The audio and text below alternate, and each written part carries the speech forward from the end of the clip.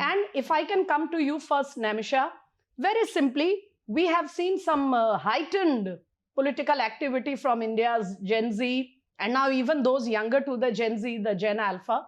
And it is being hotly debated that India's youth is finally trying to find its space in the political arena, which they were previously not very inclined to do. At this juncture, how do you look at the engagement of the youth with politics in India, and which way do you think it's going?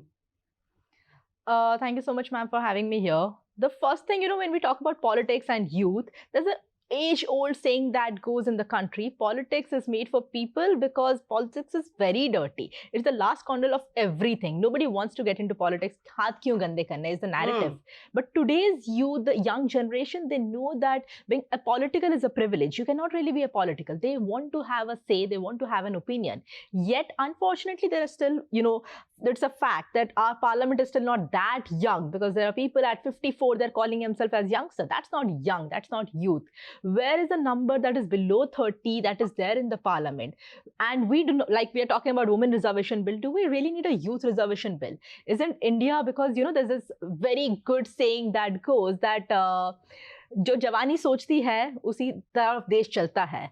And where is the young participation? We want to talk about employment, startup. I have a query here, and I'm sure you are aware of it. Yeah. You see, we cannot start with the parliament.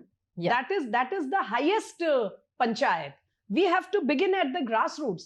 You cannot expect a young man or woman to reach parliament directly. It has to start from the grassroots. So can we look at the participation at the grassroots level, say the local bodies, the panchayats, the Zilla Parishad, and all these, bodies?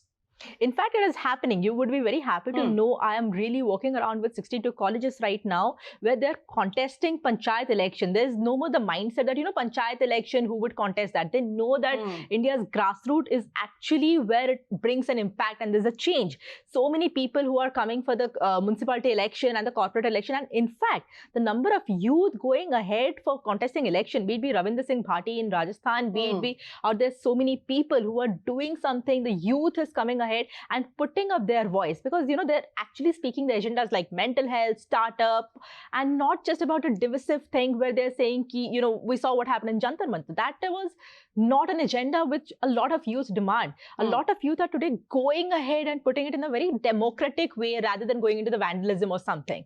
And that is where I see the youth. Fine.